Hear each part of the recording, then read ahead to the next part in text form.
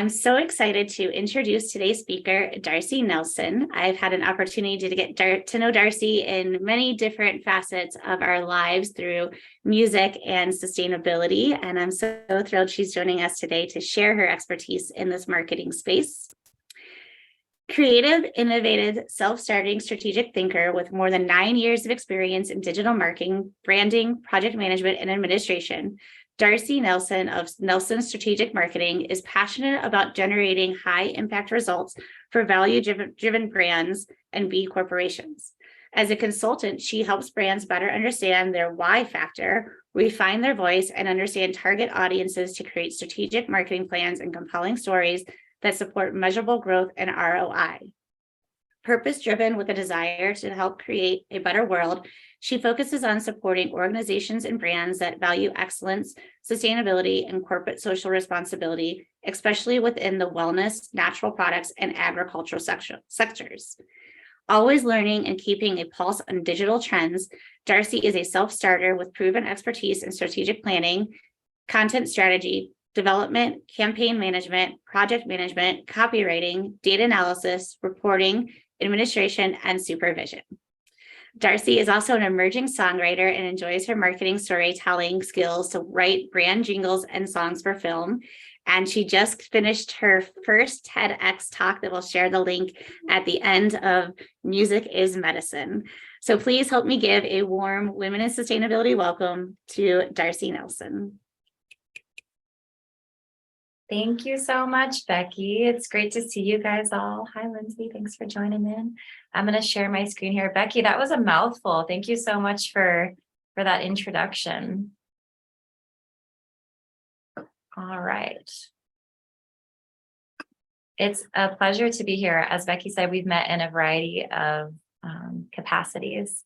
She and I first met with a music event she was hosting, and I've just loved shifting over into Denver and having the sustainability group that she hosts here. So my background, like Becky mentioned, is in strategic marketing. I need to update my LinkedIn because I'm at the 10-year anniversary now, and I really love using strategy in all aspects of my life, whether it's in music or marketing or thinking about my sustainable footprint on the planet. So that's what we're going to talk about today. And I'd like to do a quick little pulse in the room so I can kind of tailor what I'm sharing. If you have your camera on, feel free to raise your hand. If you want to drop it in the chat, I'm curious. I know most of us are probably here through the Sustainability Network, so we care about the planet and we might be an advocate for sustainability.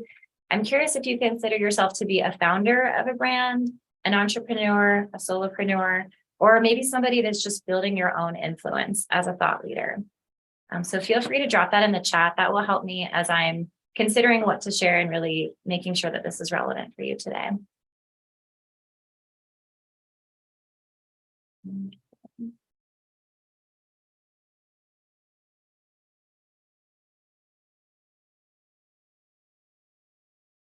And Becky, it's been a second since I've done the screen sharing and trying to read the chat. Can you help me keep track of that a little bit? Yeah, absolutely. So I was joking and said all the above. Okay, nice. I love it. Emily says a designer of the Geological Society of America, personal supporter of sustainability. Lindsay Lee says entrepreneur and all of the above. Nice. And are you guys seeing my grid where I can see you guys? Should I mute that so you can read my slides, or does the view look okay? The view looks great. Awesome. Thanks, Becky. All right, so I did try to kind of tailor this so that it fits for everybody, that there's something here for you to benefit from. So who am I?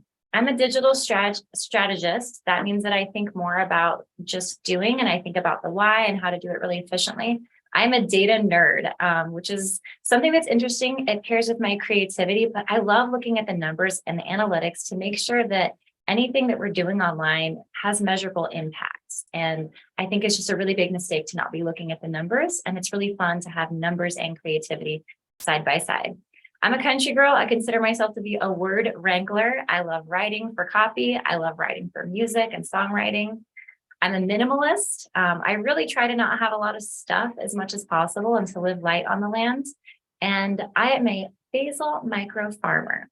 I would love to be a green thumb in Colorado, but it's really hard to grow things. So I grow a lot of basil outside in the summertime. And then in the winter, I bring it on in and I make a mean vegan pesto. I'm also nerdishly excited about composting. Every time I can throw organic materials into a compost bin, I know I'm diverting methane from the landfills, and that is just really exciting to me. So those are just a few things for you to get to know me, who I am about, in addition to my bio that Becky shared with you guys. Let's dive right in. I want to give you guys a bit of an overview of what to expect today. They say that when we repeat 4 things or something 3 times, we remember it a bit better. So we're going to talk about building our brands, but being aware of infinity pools. Infinity pools are basically a nod to how all of our apps and devices have been built. They've been built for us to just fall down a hole and not think about it, to be addicted and just sucked in with our attention and our energy. So as we think about using these tools to build towards our goals, let's always be mindful that they are built to just suck us in and to steal our attention mindlessly. I'd like to offer a path less travel and share 5 tips on avoiding digital burnout. And then we're going to spend a little time with homework and reflection, thinking about the leaks where our time is leaking out and how we might put some patches on those to get our time back. And I'd like to encourage you guys to actually take written notes. They say that folks who write things down are like 5 times more likely to remember it. Even if you're really sustainable, you can take like the back of a piece of mail and put your notes on, a piece of paper that's already probably going into the recycle. But it really helps to take paper notes. And I'm going to be moving through things somewhat quickly. If there's notes that you want to take for yourself to dive in and do something on your phone, I just encourage you to jot it down so that you can track with me and keep up on all the ideas I'm sharing. So moving along. User beware of infinity pools. I would like to call out that there are very few industries that call their customers users. It's usually drug dealers and the people that create our apps and our phones. They think of us as users, and these apps, as helpful as they are truly designed to be addictive. They tap into our dopamine reward center. They mindlessly scroll in these infinity pools where the content is never ending and you're always looking for something in there. So as we use these tools for the power that they offer, let's be mindful again that they are infinity pools and that we should be aware of it. I'm just going to share the thought that time is a resource we can't get back or create more of. As we think about the planet and all the resources we have, those are amazing. And with our personal lives, time is that most precious resource. And in order to be effective, we have to steward it really well. So I also like to point out that highly successful people steward their time and energy resources strategically and sustainably. So today I'm going to share 5 awesome tips and tools that you can use to make sure that you are using your time efficiently for your purpose and your goals. All right, tip number 1. We're going to do a little audit and automation in our lives with technology and use technology to save ourselves from it. There are time management apps and tools on your smartphone, whether you use an iPhone or an Android. There should be things equivalent to screen time reports. You can see over here on the right, my daily average is about 4 hours. And again, I am doing digital marketing for myself and for other brands. That's part of my role in my work. And it's really easy to let your time just go wildly out of control. So from time to time, auditing, checking your screen time. I know when I go home and I visit family and I'm sitting on the couch, my screen time goes up like 30 to 40%. And during the work week, I want to make sure I'm as efficient as possible with that time. You can also use some of your tools to set communication limits.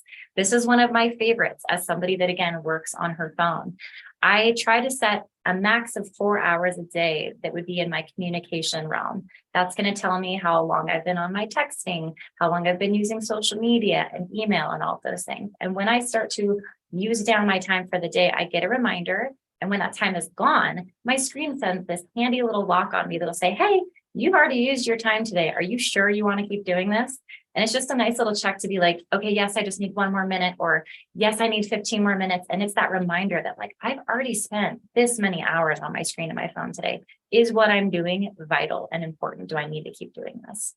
I also love my screen-free downtime hours. I'm single. It can be really easy at the end of the day to just be like, I was just going to check a few more things and see what my notifications were on Instagram or catch up on a few emails, and just to be in my bed on my phone. I think most of us know how bad blue light is when we're trying to wind down for sleep. It says it's basically like stimulating the sun and our body thinks it's still time to be in go mode and going. We need at least an hour of no screen time before settling in for our bed. So I have an alarm that goes off on my phone every evening at 8:30, and it reminds me it's my wind down time. Like, go wash your face, have your evening ritual. And then at 9:30, all of my apps start locking down and closing down, reminding me like, hey, it's actually bedtime now. Are you sure you want to be on Instagram? Are you sure you want to be on these things? And I can override it, but it's that nice little using technology to help me build my willpower and remember that I don't need to be addicted to this and letting this interfere with sleep time and other things. So if any of these things stuck out to you, write it down as a note. Maybe don't jump on your phone at this moment and chase after those things, but I've got a link that will be in the slides later that Becky's going to share that'll show you on Android how to get to that. And this screenshot is something off from my iPhone that is my real average daytime stuff. And you can also see the downtime alerts and the app limits here on this screen within settings.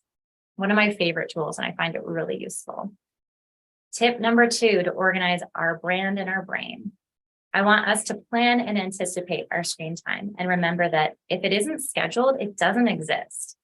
If it isn't scheduled, it doesn't exist. So another one of my favorite tools is using calendar blocking to manage my screen time, whether that's going to be research, content planning, or notification checking.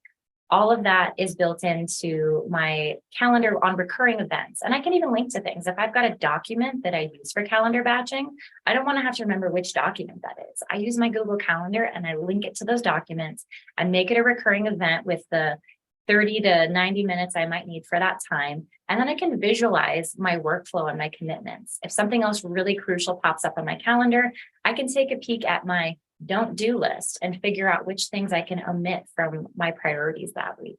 I love this tool and really helping me with, as I mentioned to Becky earlier, being more intentional with my yes in 2023. When I look at my calendar and don't see open time, if I'm going to say yes to a new thing, it better be really important because that means something else is jumping off of my calendar. An example with that too is my music goals. As we mentioned earlier, I am passionate about songwriting. And I spend Wednesdays and Fridays focused on that. And I make sure that I've got intentional time blocks where I'm thinking about merch development, new venues to research, venues to reach out to, networking, music release activities. And again, each day and each week, I've got those things built in to make sure I'm making progress towards my goals. And if other things come up, I can be mindful of, all right, this week, what's the lowest priority that I can skip on or move to another time? Maybe I need to do it on the weekend if it's that important. Another thing that makes my calendar blocking actually work for me is using a timer while I'm in that section for accountability and awareness. So I just use the timer on my smartphone, and within an hour block, I set my 20-minute timer and I just repeat it 3 times until I get through that hour. And whether you are creating content or engaging with your feed, you'll be amazed at how 20 minutes just blows by. I highly encourage you to use some sort of time tracker like that so that the hour doesn't get to the end and you realize you only did one of the 4 important things you wanted to do during that time. It's again, just accountability to help us be really efficient and do the most important things first. Tip number 3, repurposing for efficiency. I love in the sustainability world that we think about reducing, repurposing, and reusing before we recycle. We can apply those principles to our social media brand awareness time. If you're on multiple platforms like LinkedIn, Facebook, Instagram, TikTok, Twitter, who knows what, can you reuse and repurpose content from whatever your main platform is to the second and the third ones? An example of this is I've got a client that's in a movement called co-housing. It's all about sustainable and intentional living. And they've got a variety of different audiences on their different platforms.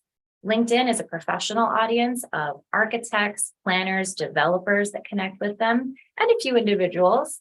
Facebook is a lot of retirees, folks that already fully know about the movement and are committed to building communities. They want resources and information. They want to stay engaged with each other and be inspired. And then recently I've helped them launch onto Instagram so that we can connect with more moms. Like their biggest hashtag there is "It takes a village to raise a family," because they're creating this new sort of neighborhood and community of support that's vital for young families.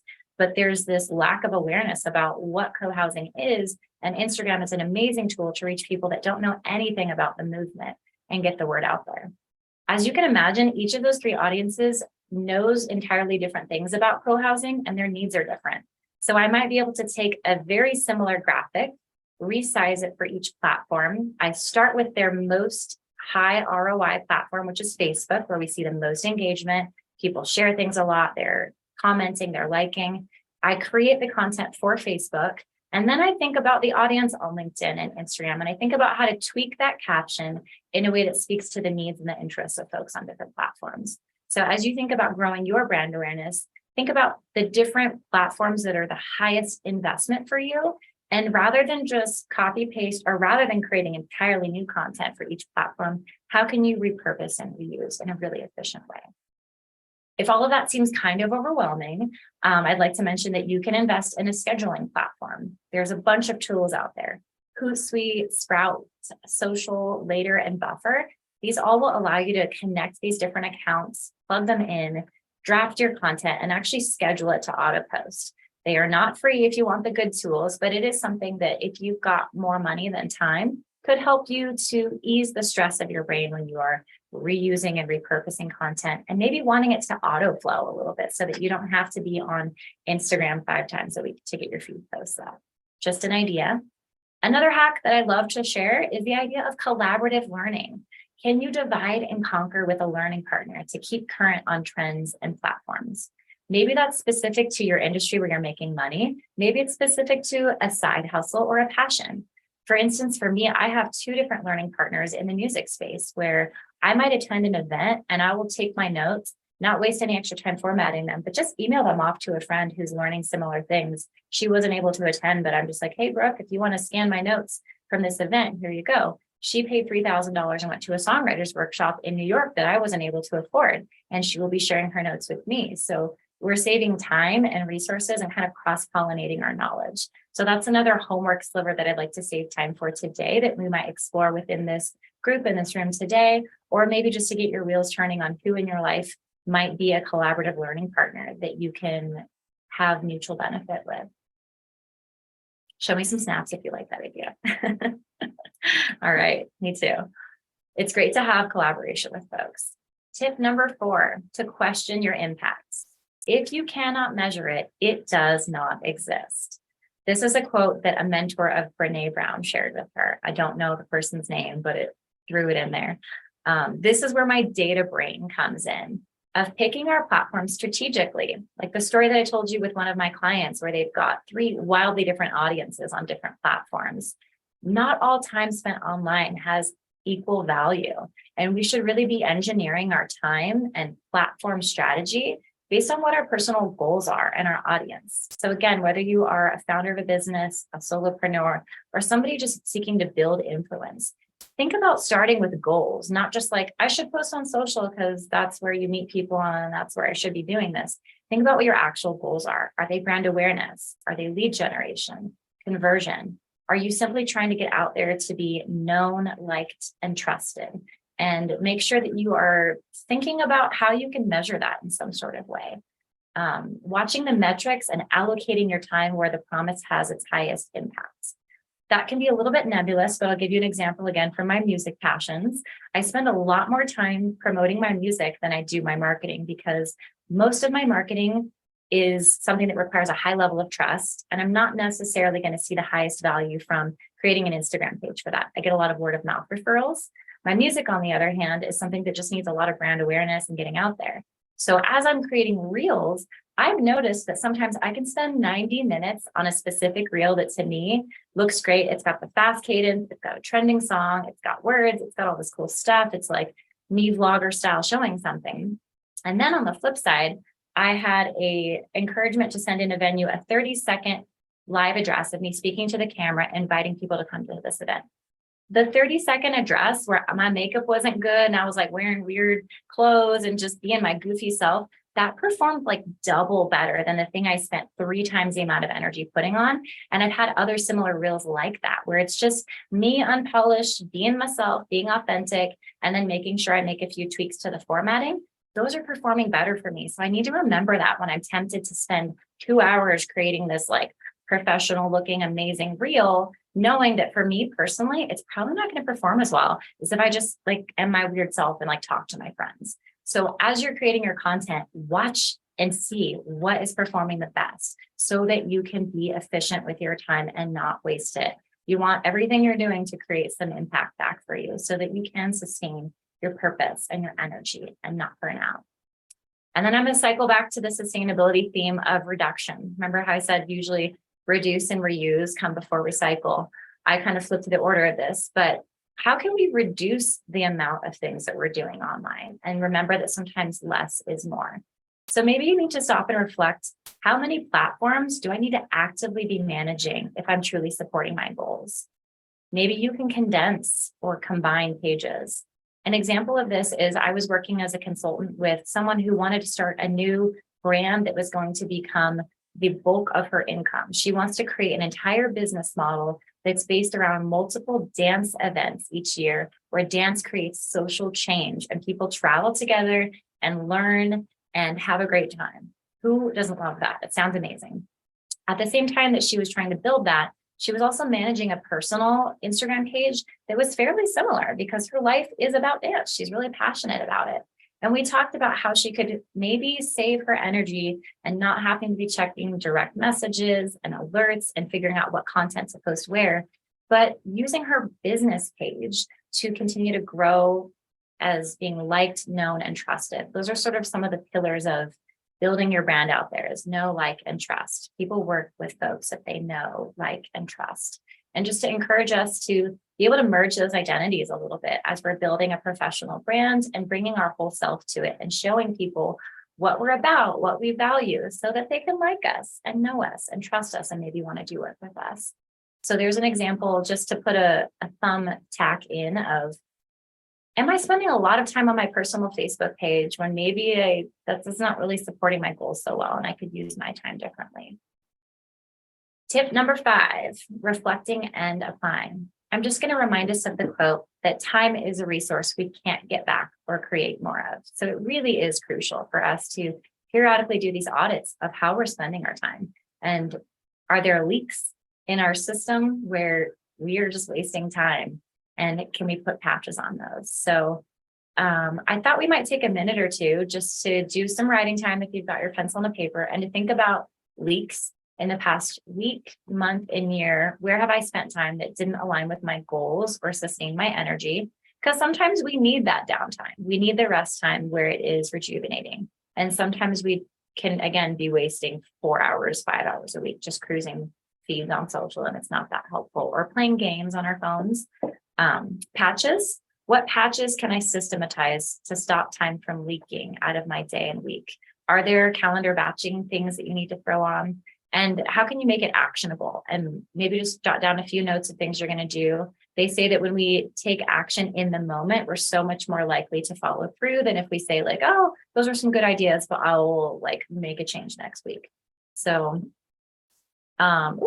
I was going to see if folks wanted to maybe just take a minute or two to write and reflect on that. What do we think? Pulse, Becky, should we do that or should we okay.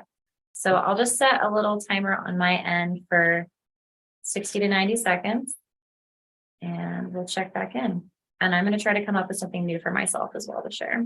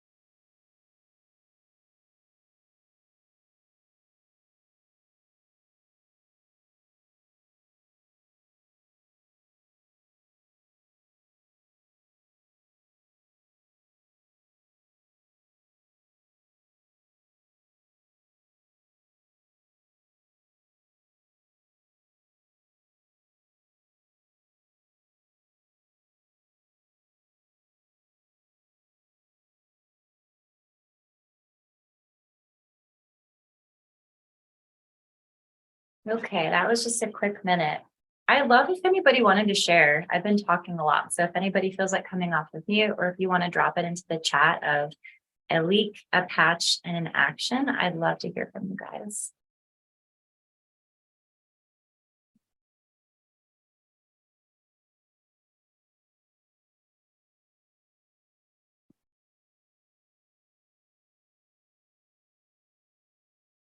Yeah, nobody feels like sharing. I'll just share a quick one for myself. Something unexpected that came to my brain right away is that I waste a lot of time in the kitchen.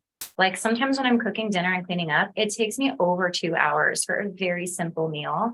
And I'm just not actually being that efficient with focusing on the task at hand. Like, all right, these are all my dirty dishes, wash them at one time. So I think if I set a timer, like, and made myself realize you've already spent 90 minutes cleaning up, that would actually help me a little bit. And that would be a good waste of like helping me sort of reduce my waste time in the evenings for my leisure time. I didn't really see anything else come through from anybody else. So I love that tip. I'll share another one that's not mine, but I think was interesting that I was talking to a friend, a mutual friend of ours actually last week, and she doesn't like to clean up her pet waste in her yard. And so she just started hiring somebody, and she's like, it's, $10 a month, but it's worth that $10 for somebody to come and me not have to spend the time doing it. And I kind of giggled and laughed at her, and I started thinking about it. I'm like, oh, like that makes a lot of sense. That $10 gives her back probably an hour in her day in her week. So anyways, I just thought that was an interesting one that I thought I would share. So little things like that, like not just digital media, but things that take up and consume time. When you start to pay attention to those and realize, how can I minimize that time in the day? I love that you shared that in a totally different angle. Thank you, Becky, because I agree. I didn't even touch on the idea of like, as business owners, where can we be paying someone else to do the things we dislike or the things we're not good at and getting more time back into our day? I love that. And again, that's something that highly successful people do. Someday I look forward to being able to afford someone that grocery shops for me and food preps for me. Did anybody else? Putting away my laundry. Yes, right. That house assistant. Feel free to come off mute if anybody would like to share. We'll give it a second. Well, I'll share. So lately, I've noticed since my business has slowed down a little bit, I'm allowing myself to watch new HBO shows at night. And typically I'll read, and then once in a while I'll watch like one show, but never binge. And so it's like gotten out of control for the last week. So that's my biggest leak, I think, is I have 2 really great books, business related, that I want to read. And I just need to like do that, and then maybe allow, like 1 hour every other day or whatever, but actually do it. And I don't know why that's so hard lately, but and the dog waste is a great tip, because I also avoid that. So that's a great idea. Thanks for sharing, Lindsay. Yeah. I love that. Another efficiency hack that I also love that I kind of found through the sustainability group is that I wanted to be doing more like ebooks, but I didn't want to have to pay for the monthly subscription. And our libraries have a free app called Libby, where again, if it's that professional book or you have goals to read several books a month, I love plugging those in while I'm in the kitchen cooking or in the morning getting ready. And sometimes I am visual, and there's certain books I wish I had to actually look at and take notes on, but other times I'm able to just cruise through books really quickly in that free Libby app. I love that as well. And there's 2 books I'm going to share in the resources slide in the back that sort of inform some of these thoughts for me. One of them is called Make Time, and one of them is called Atomic Habits. So I'll have those in the resources again, if you want to find that on Libby or buy it, rent it, read it. And Becky will also add that into the slides. And I thought I'd see if any folks had questions, general questions about anything, about any of like the apps that we mentioned or social media platforms, looking at data.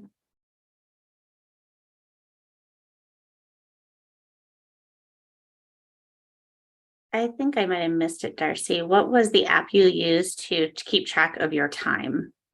It's called Screen Time. I have an iPhone, and I did a quick little check too to see, does Android have similar tools? And they do. On Android, they might be called parenting tools, which is interesting because they make it seem like, oh, only kids struggle with this. I'm like, no, adults struggle with this too. So on my iPhone, I go to my settings and I look at screen time, and it literally just pulls up for me my averages. And then within that as well, there's my app limits where I can customize that. So mine actually, I guess it's only 2 hours every day that I've given myself for social media, but the communication sometimes goes a little further too, where it looks like you're texting your phone and email and different things like that. So I can edit the list of what fits into this, right now I've got Twitter, Messenger, Instagram, Facebook, Meetup, TikTok. And it's just so helpful. And I could also add other limits to there. So those are free. I know there's also paid features people use to lock themselves out of apps. But for me, again, sustainability, why spend money on something that you could have for free? For me, the stuff that I'm using, tools on my phone that are free are just fine and perfect, and at least helping me with the awareness of, oh gosh, I've used, 2 hours on social media already today. I probably don't actually need to be on here more. It's amazing how quick that time goes, and you don't realize how fast it goes. It is. That's another thing that I need to be more meticulous about. Like, on social media, it needs to be that two-way of I'm publishing content and I'm engaging with content, and I need to be stronger at always setting my reminders for that 20-minute time block when I'm engaging with stuff and looking at the feed, because that's where I dive into the infinity pool. Yeah. And feel free to anybody to ask questions in the chat or unmute again. I do have another question that I'm going to ask real fast, because I think the thing that I struggle with is that the apps are constantly updating, right? So Instagram used to be pictures, and then it changed to Reels, and now it's TikTok and Reels. And how do you quickly learn how to create content for those? I think, for me, I struggle with having to learn how to pin things and add graphics and words and things like that. Do you have tools to help you to learn the updated apps? I love that. For me, YouTube is my best friend, and younger friends sometimes too. Like, even though I'm a social media person and I do that for work, sometimes it'll be my younger family members. Like way back when Snapchat was brand new, I remember my cousin showed me how to use it. Or when Instagram was brand new, I was like, well, how do I do this or that? And like, why can't I get to my stories? So if you have a younger person in your life, sometimes having the visual shown in front of you is so much easier for some of those hacks, especially like you said, different versions of apps and devices. The display isn't always perfectly the same. Or even with Instagram, when you look and you're creating a story and you're using different sticker features, each device has a different layout for like the countdown versus the hashtag versus the link and all of that. So YouTube is my first go-to, where I'll Google, like I saw a friend recently that was doing something different with her text on Reels. Like I wasn't sure how to get my text to be in chunks and not just on the whole reel. I saw she was doing that, and I just DM'd her and was like, hey, and she's like, that's a feature right on Instagram. So then I just Googled, like, how do I edit and modify my text on? And I love the visualness of YouTube. And usually you can kind of look through and see the videos that have like a little bit of a featured snippet, or, if it's more than 10 minutes, it shouldn't take you 10 minutes. That would show me how to do the short thing. So I love to weed through those. And then sometimes just like looking at different blogs. I can't think of any off the top of my head that are helpful, because YouTube is just my go-to for the visual of seeing. I don't want to have to read the instructions and search around. I want to like see it in the app, in the platform, and just know exactly where to go to. And again, with the data, another surprising thing I'm seeing on one of my pages is that some of my reels are trash. Even the ones that I think like, oh, this will do really well. It gets like 36 likes. I posted a picture recently and added audio, like added a song to the photo, and I got like over 110 likes on it, which is really good for me. And so again, it's like sometimes the conventional wisdom of what we're hearing these platforms want to do doesn't always match up with our specific audience, our specific feed, and whatever the algorithm's doing for us. At this point, those algorithms are a little bit of, we kind of understand them, and the machines are doing their own learning and doing things beyond what we really know. But a lot of it comes down to like, how many seconds are people looking at your stuff? Are they tapping away from it? Are they tapping to look and see more? Even like on our stories on Instagram, when you scroll up to see how many eyes have been on it, you can see how many people tapped forward or just automatically went forward to the next one. You can see how many people skipped the story, how many people went back, and how many people interacted with links and stickers. So that's, again, one of those things when you're able to glance in and get an idea of like, what do my followers and my people engage with most and want to see? And if we're creating a lot of stuff that they're skipping through and not wanting to engage with, that hurts our like being seen by new eyes and having the algorithm show to more people, because typically it takes our content in bunches of like, maybe I'll show 100 people and see how they engage with it. And if your engagement rate is low, you're not going to get to the next 100. So those are kind of some thoughts in a tangent in that space of staying current with the algorithms and learning how to use stuff. It's like, again, look at your data, see what your people are responding to, and do more of that. I love that tip. Thank you. Let's see if we don't have any. How are we doing on time, Becky? We're good. We got about 15 minutes. Nice. Maybe we'll see if there's any other questions randomly that come up. Thank you, Becky, for having questions so we could chat a little bit more. And then I did have a few minutes carved out for if people want to interact a little bit and talk about maybe dropping in the chat what collaborative learning spaces they might be interested in. You can see if there's any collaboration or breakout rooms here. We might discuss that more. But before we move along, are there any remaining questions somebody's kind of been waiting to ask? I do. I have one that just popped in. Do you recommend hiring someone to help look at data to free us up? Yes. If you're not comfortable or don't know how to look at it or what to look for, absolutely. That's something that I offer, and there's probably a lot of other contractors as well that you could look to. I like to use a KPI dashboard, and it's a key performance indicator dashboard that a business would have. It gets built into something like an Excel sheet. It's something you could create for yourself. And every month to jump in there at the end of the month and look at your past 30 days data of reach and engagement, as well as to sometimes just look again, if Instagram is your primary, you can just hop on the desktop view and mouse over your content to see what's highest performing. And there's also features in the back end of Facebook Meta for a business page, not your personal page on Facebook, but if you've converted to a business page, it'll show you some tiles of your top engaging posts on Facebook.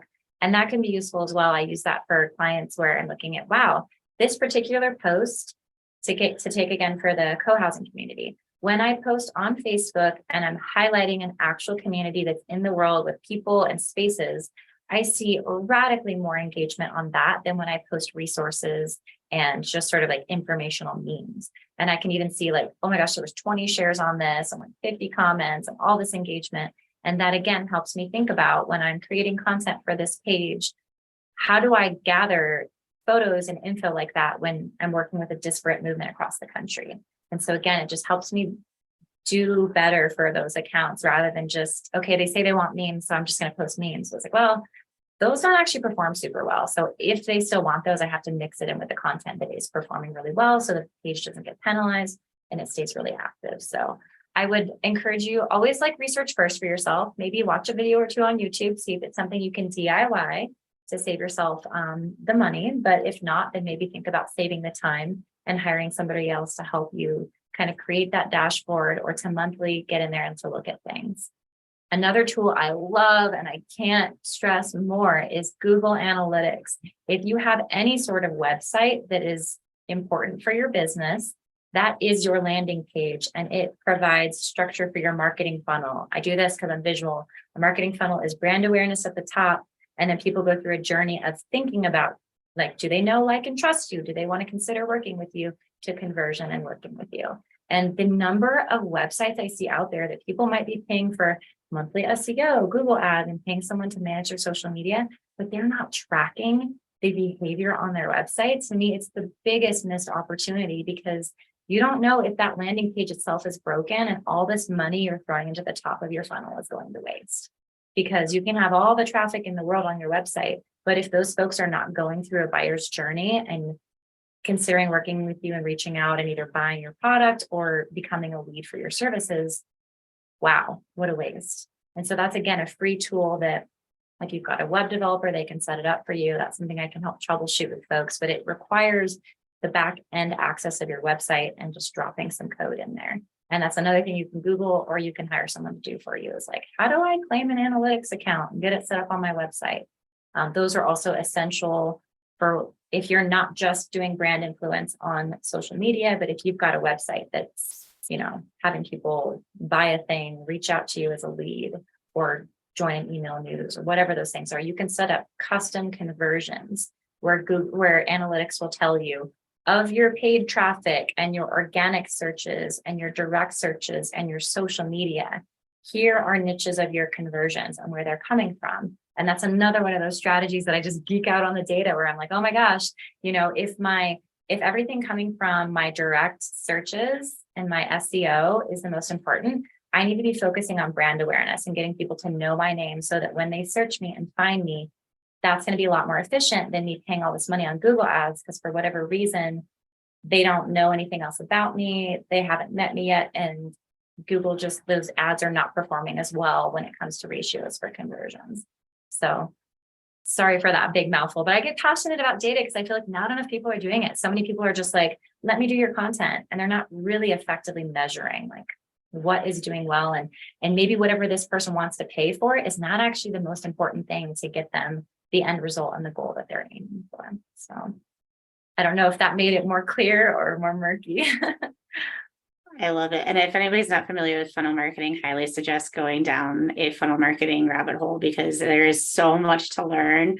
Ask my partner. I've been geeking out on funnel marketing for the last 2 months, and it's fascinating when you start to learn about that funnel and what pieces are broken and what's not missing, and how do you adjust to bring people into your space to get more leads and convert those leads.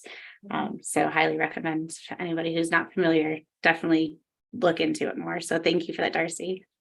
I have a question for you, Becky. I've noticed that, as a brand founder, you're doing a great job of a regular cadence with your email. And I know emails can often be like a really high value thing. So I'm curious if that's something that you're watching, like your open rate, your clicks throughs, to see what you're learning and how that's working for you as you're investing in your email to support your funnel. Yeah, absolutely. Especially this past week with, so if anyone's not familiar, we are a nonprofit organization. So this past week has been really valuable for us in Giving Tuesday and Colorado Gives Day yesterday. And so definitely watching what that looks like for us as a brand and as a nonprofit, and how do we get people to engage in that. And we are watching those click rates, and we're actually hopefully going to establish some ideas next year of how to do even make that better. Because again, this funnel marketing stuff that I'm going down is emails are your best friend. You don't own social media. The biggest thing I've learned from this is you don't own your social media, you own your emails. So if you're not gathering emails on part of your digital media, then start doing that right now and start building that list, because you'll always have those lists. Whereas Facebook can go away tomorrow. Instagram can, no longer exist, and you don't own that. So emails to me, I've learned is the most valuable thing that we can do as an organization. I love that, Becky. And just to reiterate the importance of that, you don't own your social list. Those algorithms can change at any point. You might get locked out of your account, lose all of your access to your followers. Instagram is owned by Facebook, and Facebook a couple years ago decided to start kind of penalizing businesses on their feed and their reach because they're not as interesting as people. So we want businesses to have to pay to have their stuff seen because we know they have budget for it. Facebook owns Instagram. I think we are in still the golden ages for business pages on Instagram, where we're still seeing decent organic reach and engagement. Think about who owns it. Think about what their incentive is. They're not out there for free. They want to make money.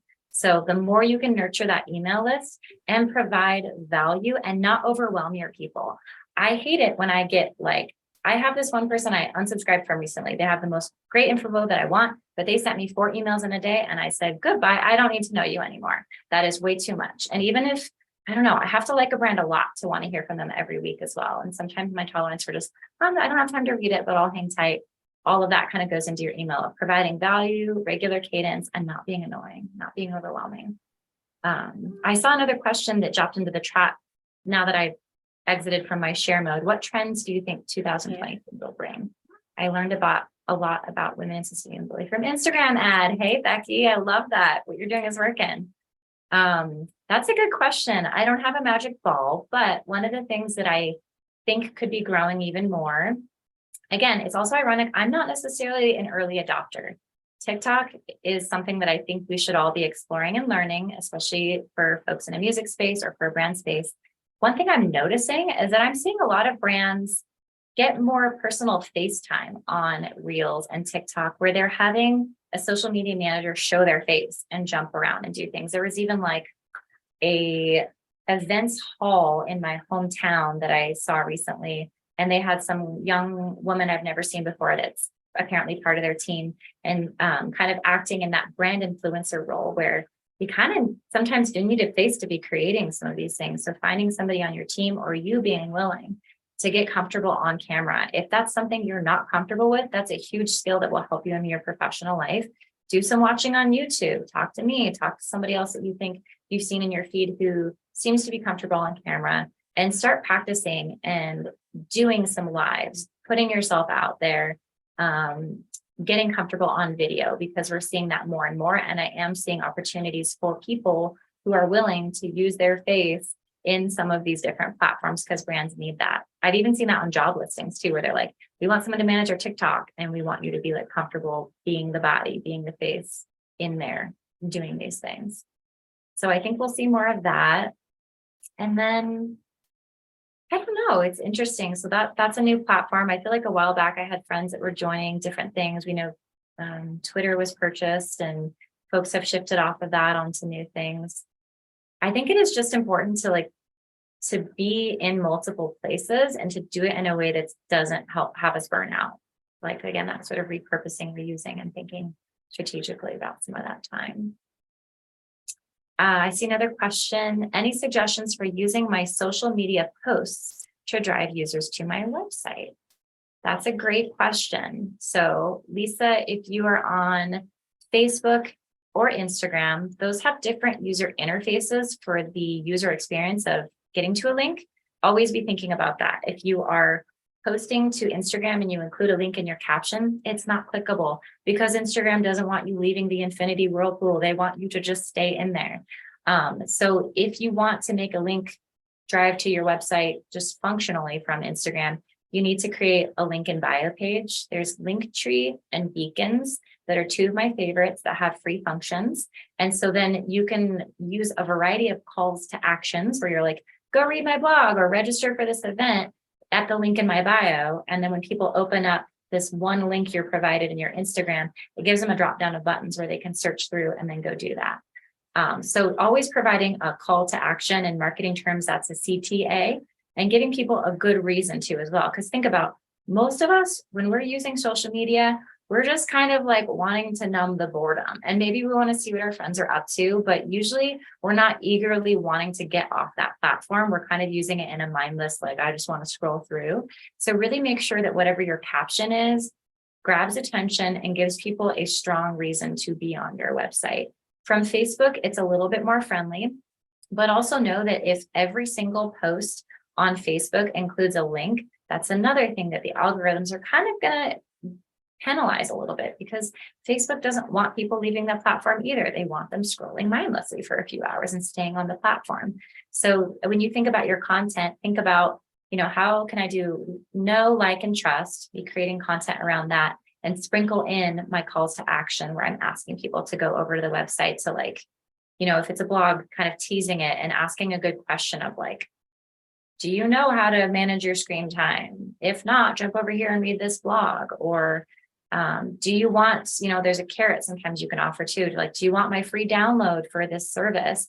Go jump over to my website to join my e-news and I'll send you that. So always finding ways to add value, because we are in business to solve problems, not just to be in business. So we can't always effectively ask people to support us. Like, go look at my thing because I matter. Go look at my thing because I want you to. We have to make sure that we're solving problems for people and providing value so that we're not just asking favors for them to go check out our stuff, but they truly want to, and it's truly going to serve them. So getting in that mindset of who is my target audience? What are their pain points? What are their needs? How can I serve them? Man, I'm listening to Gary Vee right now, and he's all about service. It's changing the way that I'm thinking about online courses of like, how can I just really serve people and know that in positioning myself as somebody with a lot of value, that business in return will come my way.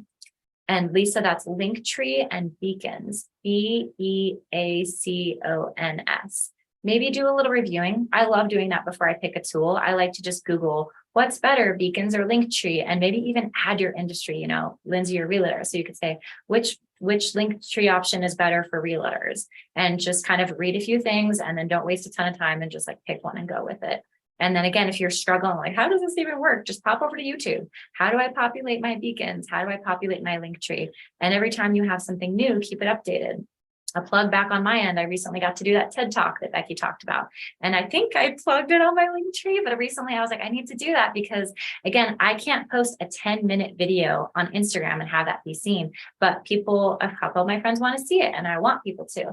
So I need to figure out how do I post content that gives them enough of a teaser that they're willing to go click on a thing and leave the system to go watch a thing. And then again, having that updated in my link tree is just helpful, and I can adjust the order of what shows up there based on what's important for me at the time. And then let's see. Improvement process, urban hikes. Oh, that's really cool. I would do some meetups if you're not already, like thinking about, again, back to Lisa's question of, how do I get people to my website and all of that? And how do we incentivize them? If I'm understanding this well, she's doing urban hikes in and around Denver. Some of that I'm guessing is paid. The site is an improvement in process. Some of those are going to be paid. And in order to get people into your funnel, sometimes you need to do some of the free stuff. So even maybe having a social where it's like a walkabout on Wash Park, or someplace different than where you might go for a paid thing to get folks in to experience the joy of the group, the connection, whatever those pain points are that you're solving by having these community hikes and walks, and getting folks to engage with that, and just, making sure that they have to RSVP and register somewhere else. So yeah, and thanks Becky for dropping in that talk. I did Music is Medicine. It's a vulnerable personal share, but I'm passionate about mental health and wellness and just things that are good for us. Music is good for us. Lots of other things, meditation, mindfulness are good for us. But I'm that word wrangler. I like to write words and songs, and I like to write them in copy for social. So that's one of my side fun things.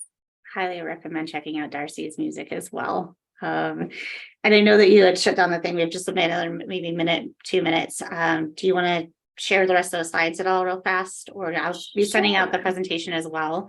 And then I do have one final question for you as a women in sustainability question that we ask all of our speakers. I love it. Okay.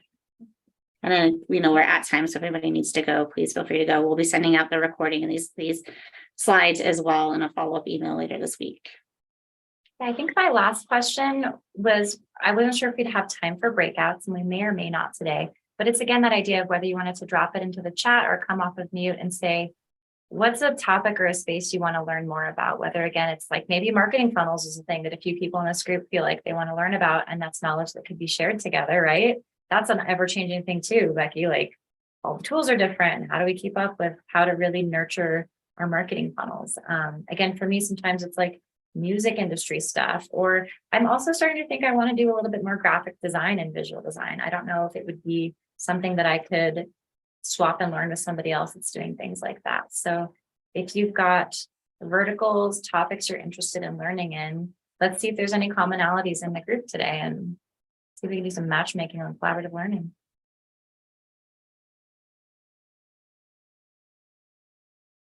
And I'm still having an issue getting the chat box to open up while I am screen sharing. So I'm so glad I'm not doing this all alone, Becky. Yeah, Lindsay notes that she's also interested in learning more about funnel marketing. So Lindsay, I'll reach out and connect and share some of the resources that I've been collecting over the past couple of months. And then, yeah, happy to talk further on that. Thank you, Becky. That's so generous. I appreciate that. I guess one other note I was going to make was that Becky, as you know, the founder of Women in Sustainability, she has a Facebook group that even came before the nonprofit status was formalized. And it is an active group, lots of women that love sustainability that have a variety of different backgrounds. And so I just also wanted to encourage us, maybe if we want to find the matches in the room, to consider the conversation, continuing that, dropping in what you're learning into this sustainability Facebook group. And I would just love to see cross-pollination and ideas there, because that's another thing you can put on your calendar recurring, like every Tuesday, Friday, check the Women in Sustainability group to see what new conversations are being had, and join in. So if there's resources there that are helpful for you, or if there's something you can share that somebody else on this talk might be interested in. Thank you, Darcy. Thank you. And then your last slide, I think you had your books. Yeah, sort of the final questions and links. So my final question I have is, what looking into that crystal ball, as you kind of said, you don't have it, but imagine that you have a sustainability crystal ball. Thinking about that, looking into that, what do you see as the future in sustainability? Oh my gosh, this is my personal passion dream.